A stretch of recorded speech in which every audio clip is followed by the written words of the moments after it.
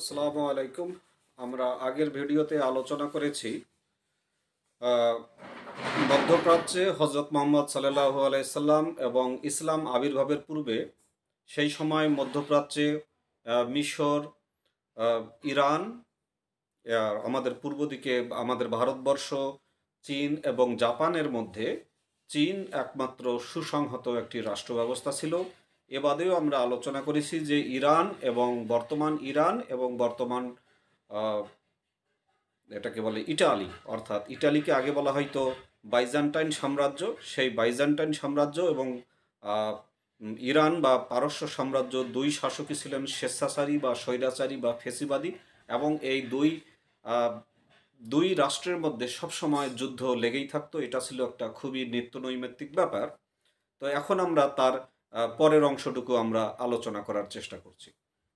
তো এখানে হজরত মোহাম্মদ সাল্লাল্লাহু আলাইহি ওয়াসাল্লাম জন্মের কয়েক বছর পূর্বে এই দুইটি সাম্রাজ্য অর্থাৎ পারস্য সাম্রাজ্য এবং বাইজান্টাইন সাম্রাজ্য সমসাময়িক দুইজন প্রসিদ্ধ সম্রাটের শাসনাধীন ছিল। বাইজান্টাইনের সম্রাট ছিলেন জাস্টিনিয়ান, যার শাসনকাল, যার সময়টা ছিল 527 খ্রিস্টাব্দ থেকে 565 খ্রিস্টাব্দ, এবং পারস্যের শাহানশাহ বা বর্তমান বাজারের প্রেসিডেন্ট ছিলেন খসরু আনুসিরাওয়া, যার সময় ছিল 531 থেকে 571 খ্রিস্টাব্দ পর্যন্ত, যাহাকে গ্রিকগণ বলিত খসরু এবং আরবগণ কসরা বলতো। উভয় শাসকই ছিলেন কর্মঠ, উচ্চাকাঙ্ক্ষী এবং একচ্ছত্র ক্ষমতায় বিশ্বাসী। উভয়ই ছিলেন সংস্কারক এবং আইন প্রণেতা, অর্থাৎ আইন তৈরি করেছেন এবং সমাজকে সংস্কার করার চেষ্টা করেছেন। তাহারা একে অপরকে ভাই সম্বোধন করিতেন, বর্তমান ইরান এবং বর্তমান ইটালি। তারা একটি অনন্ত শান্তি চুক্তি সম্পাদন করেন। এই ব্যাপারে জাস্টিনিয়ান 11,000 পাউন্ড স্বর্ণ প্রদান করেন, কারণ তিনি ইতালি আক্রমণ করিবার জন্য নির্ভয় হইতে চাহিয়াছিলেন। যাহা হোক, এই চুক্তি এক যুগও স্থায়ী হয় নাই। 540 খ্রিস্টাব্দে আনুশিরাওয়ার সেনাবাহিনীকে অ্যান্টিওকের বহির্দ্বারে মোতায়েন করা হয়।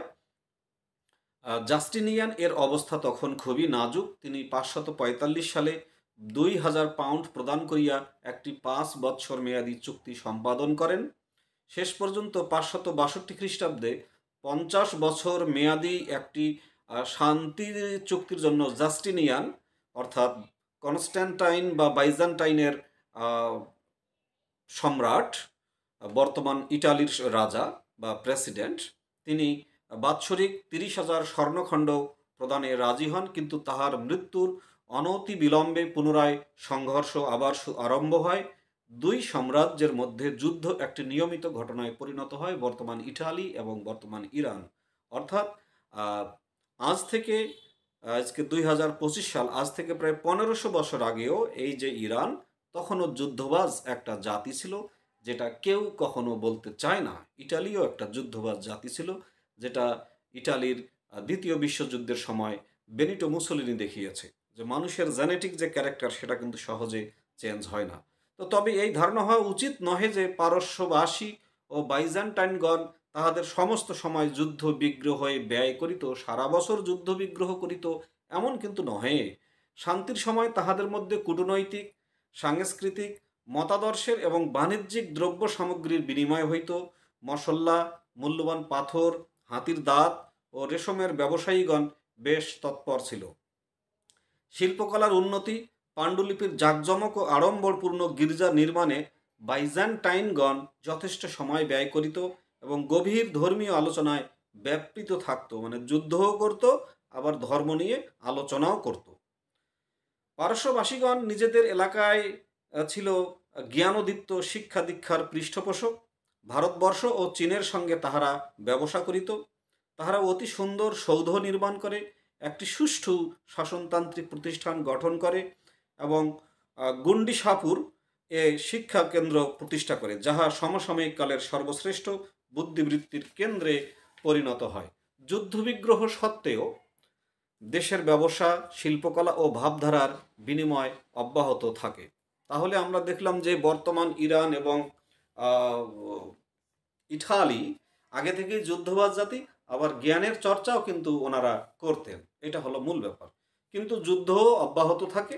সাম্রাজ্যগুলি অন্য দুইজন অসাধারণ শক্তি সম্পন্ন ব্যক্তির জন্ম দেয়, যেমন ইরানে খসরু পারভেজ, যার সময়কালটা ছিল 583 খ্রিস্টাব্দ থেকে 628 খ্রিস্টাব্দ, এবং বাইজেন্টিয়ামে হেরাক্লিয়াস, যার জন্ম 610 খ্রিস্টাব্দে এবং মৃত্যু যার সময়কালটা হলো 610 খ্রিস্টাব্দে এবং থেকে 641 খ্রিস্টাব্দ পর্যন্ত।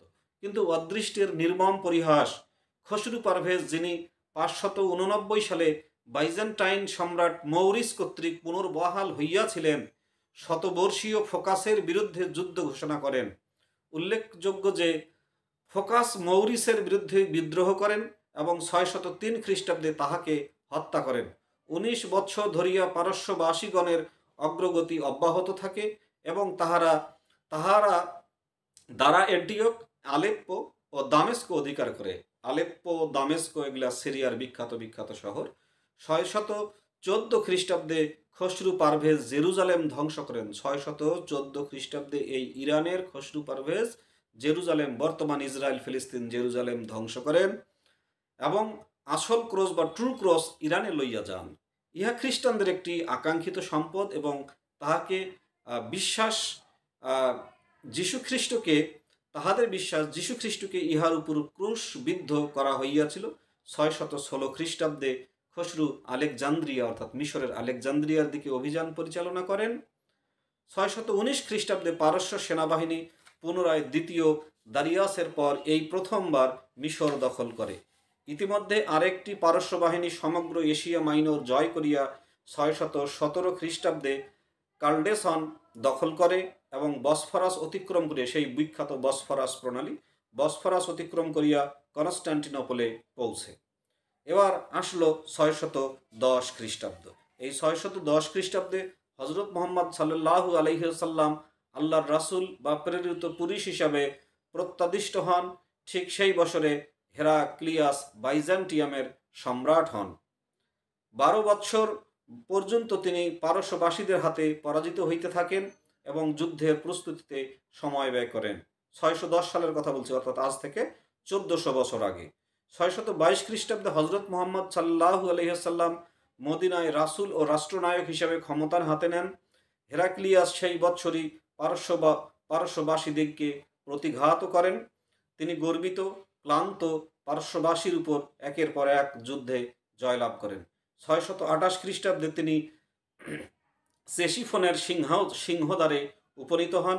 খসরু পারভেজ তদীয় পুত্রের হাতে নিহত হন এবং হেরাক্লিয়াস আসল ক্রুশ সহ তাহার হারানো সব কিছু উদ্ধার করেন। কিন্তু ইহা একটি অর্থহীন বিজয়, কারণ ইরান ও বাইজেন্টিয়াম উভয়ই প্রচুর রক্তক্ষরণে তখন নিঃশেষিত। ধ্বংস তাহাদের দ্বার প্রান্তে।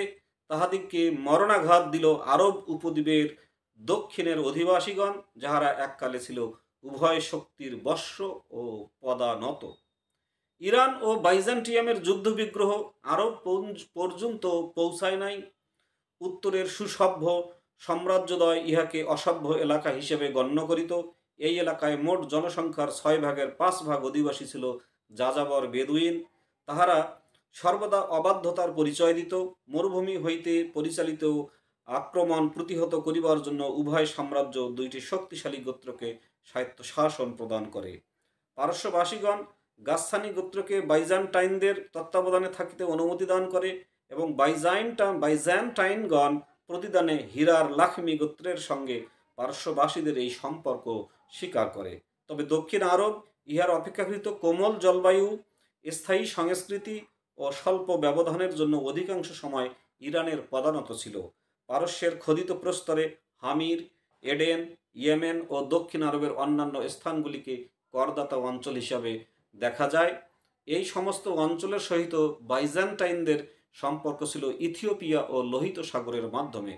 তাহলে আমরা দেখতেছি যে বর্তমান ইরান এবং বর্তমান ইটালি সেই আজ থেকে 1400 বছর আগ থেকেই তাহারা যুদ্ধে লিপ্ত। এই ইতিহাসগুলো কেউ বলে না, কেউ বলতে চায় না। তো এভাবে আমরা আরও মধ্যপ্রাচ্যের আরও কিছু ইতিহাস জানব।